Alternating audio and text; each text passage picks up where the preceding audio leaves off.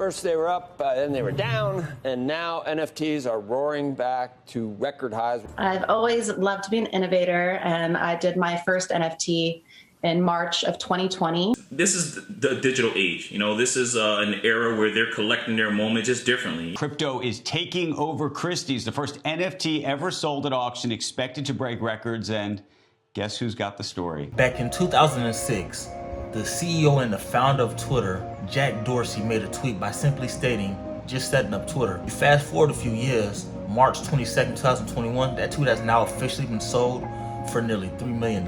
Some of you may even be wondering why. Why would a tweet be sold for nearly $3 million?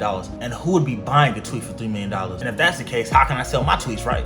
Well, there's this thing called NFTs. NFTs are digital assets including JPEGs and video clips that can be bought and sold just like physical assets. Since they run on a blockchain, a decentralized digital ledger that can document transactions, ownership, and the validity of each can be tracked as well. A collage by the American artist by the name of Beeple has now become the most expensive digital image ever. With the blockchain verified, this digital image was sold at an auction for over $69 million. The artwork, titled Everydays, the first 5,000 days, was listed by Christie's on February 25th for only $100, becoming the first purely digital artwork backed on a non-fungible token, aka NFT. We'll talk more about this a little bit later. This was to be put under the hammer by a major auction house. The creator of the wildly popular Nyan Cat GIF decided to celebrate its 10-year anniversary by selling a digital asset known as an NFT, a non-fungible token, at an auction. The sale, hosted by the new NFT Marketplace Foundation, put in a whopping 300 Ethereum, which has a US dollar equivalent of roughly $561,000. Price shot up in the final 30 minutes of bidding from 15 Ethereum, roughly $18,000, after having started around 5,000. The world has changed, and all this is bizarre to wrap your mind around. It's kind of weird and crazy to think about how things on the internet such as GIFs, JPEGs, aka digital images, as well as tweets can be sold for such crazy numbers. To think that a cat GIF was sold for over $500,000 and how a tweet was sold for nearly $3 million is mind-boggling, and it's changing the world as we know it. But there's only 3 major levels you need to be concerned about. NFTs, or non-fungible tokens.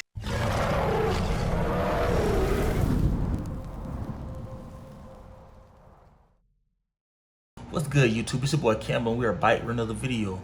Now, if this is your first time on my channel, I should do me a favor. Please hit that subscribe button as well as turn on that notification bell. That way you're notified anytime that I drop some content. And while you're at it, please leave a like down below as well. It helps the algorithm, helps my channel continue to grow, it helps my channel get pushed out in front of more and more people. And if this isn't your first time checking out my channel, I want to say welcome back to the trenches. It's your boy Meech, and we're reporting live. You know, so I got some great content for y'all today. Y'all know the saying, tap in with Meech and stay broke. And before we really dive into this video, I just want to ask for a favor. Please follow my social media. Follow my Instagram, follow my Twitter, and follow my Snapchat. That way stay notified and in the loop with everything I got going on in my life outside of YouTube, finance, and business. First and foremost, I do want to say thank y'all. Y'all notice the backgrounds and change. Hold on, let me move out of the way for y'all. Nigga, we made it. Hey. We made it. So we ain't done yet, but y'all know what I'm saying? We officially done made it out the trenches, man. It's a big thanks to y'all, man. Big kudos to y'all. I haven't really been able to make a lot of content since beginning my monetization email and becoming monetized, but I really do want to say thank y'all. I appreciate y'all. I love y'all so much for helping my channel continue to grow. And we're finally at a point now where we're making some decent money. This is about a lot more than a $600,000 cat gift or even a nearly $3 million tweet. This is a story about human psychology and how we value things and how that is continually shifting. Because technology is constantly changing and shifting, the way we view things and how we go about things is constantly evolving as well. We have to continue to revolutionize the way we think and the way we view things, and also the way we value things as well. The climate the world is in right now and how things are being sold and how things are being labeled and how things are being valued is going at a crazy rate, and I'm here to kind of explain it and break it down to you a little bit more today. And we're gonna dive a little bit deeper into what really NFTs are, where they come from, and where we think they're gonna go in the future. NFT stands for non-fungible token. Well, that wraps up today's video, man. I just want to say I thank y'all, I appreciate y'all, I love y'all, and I'll catch y'all back at the next video. Yeah, it's a lot more to it than that, and we're really gonna dive into it. One of my major issues with this topic is people just say crypto art, ledger, or digital assets, and they expect you just to know everything about it, not knowing that this is so deep and complex and there's so much more to it. I first became privy and hip to what NFTs were after noticing that Jack Dorsey's tweet was sold in March. But when his tweet was sold, it kind of went over my head. It wasn't something that I was really thinking about or really evaluating or reading too much into. Reasons why I never did a video on it. As time went on, I started looking at Jake Paul, Logan Paul, Elon Musk. I saw a lot of other noticeable and profitable figures getting involved with this NFTs and people selling certain things. And I was wondering, what in the world is this? What the heck is going on? What is this about? Time went forward, I was recommended by one of my good friends, Zach. He really told me to really look into this. And he said, you know what, you really should do your research and really figure out what's going on. And that's what I started to do. And that's how we came up with the idea of today's video. Although most people, including Elon Musk, call what we mentioned above an NFT, it is strictly speaking not an NFT. The above is just a video clip or on a loop or a video print. An NFT is more than this. Think of NFT as an envelope. The historical information about the ownership in which that video clip is placed, along with the unique identifiable number. Inside the envelope, there's an example. The video clip, which is also a smart contract. Beyond standard copyright law, additional requirements or specifications can also be added to an NFT. An NFT is a non-fungible token, a digital token, which many see as a certificate of authenticity or a deed of proof, confirming that you own the right to display the above art on your wall or that digital wallet. It might give you the right of ownership of the copy you bought for yourself or for private use, but not necessarily of the ownership of the original artwork. Production rights and copyright are automatically retained by the artist unless otherwise specified in that contract. Regardless, non-fungible means irreplaceable, since each token is unique, and unique creates a scarcity, which in turn increases the market value of NFTs. When you think of something non-fungible, well, let's compare it to something that's fungible. Something non-fungible is something that's irreplaceable, that you can't be replicated, that can't be duplicated, and there's only one of it in the entire world. For example, the Mona Lisa. There's only one Mona Lisa in the entire world, and that's why its value was so high, because it is so rare, and that's helped its value shoot through the roof. Compare it to something that's fungible, let's say a pair of Jordan sneakers. They might be rare and they might be cool,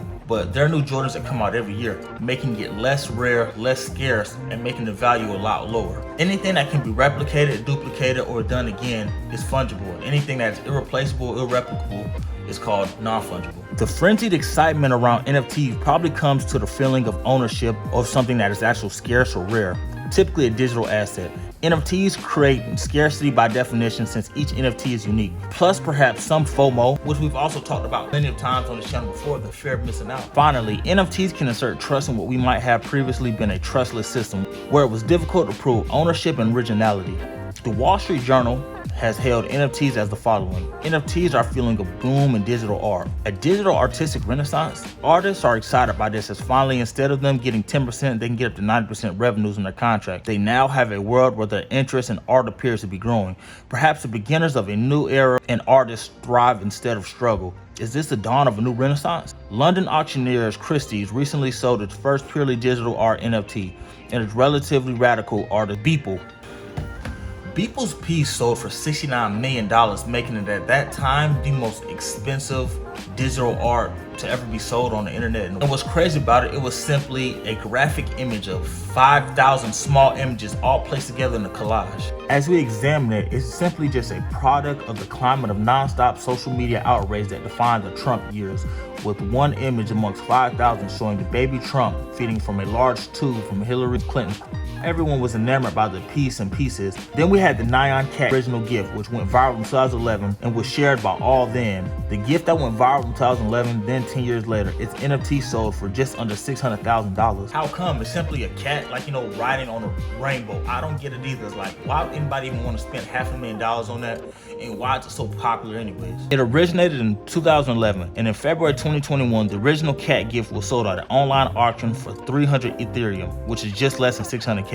The Wall Street Journal asks, how come an original gift of something that was already pervasive around the internet could sell for almost $600K? And the simple answer is because it was sold as an NFT. NFTs, I think, are very important. They're very influential, and I think they're very cool in a sense, especially if you're an artist or you're a creator, because you own your collective rights to that piece of art, so that you can dictate and determine how much you want to sell it for and how much it's really worth. The benefits of NFTs are limitless, and that's the reason why a lot of artists are collaborating and making digital art, such as videos, GIFs, JPEG images, as well as simple things like that, to kind of cash out and capitalize on the booming market. Non-digital art can be digitalized by photography, videoing, animating, and also 3D rendering. NFTs are fueling a digital art boom.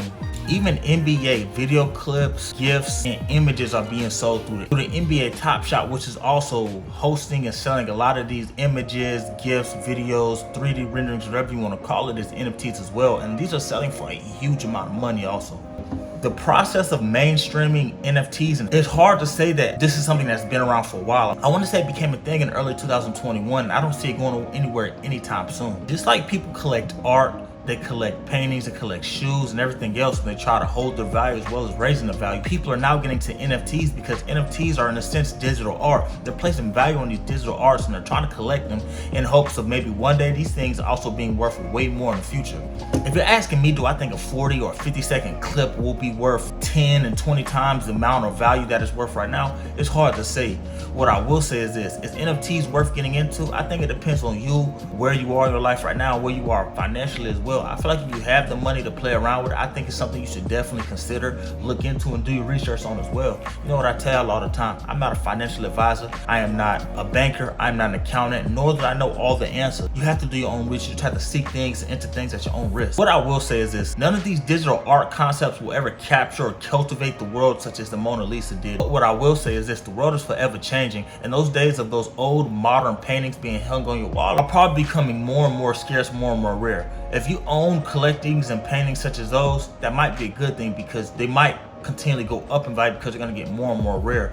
But the negative side of that is those things could also lose their values because digital art is becoming a thing, and because digital art is becoming so popular and so famous, some people might say, you know, screw the physical art, give me the digital art. That way it's held in a blockchain, which we already know. We've discussed this as well when we talked about Bitcoin, which is a decentralized network, and then within that decentralized network has a list of every transaction made as well as a paper trail and receipts of transactions. That way you can track and trace the sole ownership of these NFTs. And my personal opinion, I do think NFTs are interesting, but I do want to see how they continue to move forward and progress in the future. Every NFT is unique in the sense that it has a unique blockchain. As we all know, no matter what, there's still only one real original copy. There's only one real sole creator of these things, and they still own it. Even unless it's somewhere written in your smart contract, they still have sole ownership of that thing. You just have a smart contract through them, so you're still able to spend or make money or have or claim a right to ownership of this. You have options in terms of NFTs, and I think it's very imperative that you continue to do your research, that continue to explore all options, all possibilities, as well as how you want to go about it and what you want your contract to entail. And that wraps up today's video. I want to just say thank y'all first and foremost again, man. Y'all know we finally made it out the trenches. Completely new crib as well, and that's just gonna continue to motivate and inspire me as well to do some great things. I hope that my channel continues to touch and reach different people. If you made it to this point in this video, please do me a favor, hit that subscribe button as well as turning on that notification bell. That way you're notified anytime that I drop some content. And while you're at it, please leave a like down below also. It helps the algorithm, helps my channel continue to grow and get pushed out in front of more and more people. Please follow me on my Instagram, my Twitter, and my Snapchat. That way you stay up to date and in the loop with everything I got going on outside of YouTube, finance, and business. I just want to say thank y'all. I love y'all. I appreciate y'all, man. We back on our bag. We back on the grind, man. And I'm going to catch y'all later in the next video.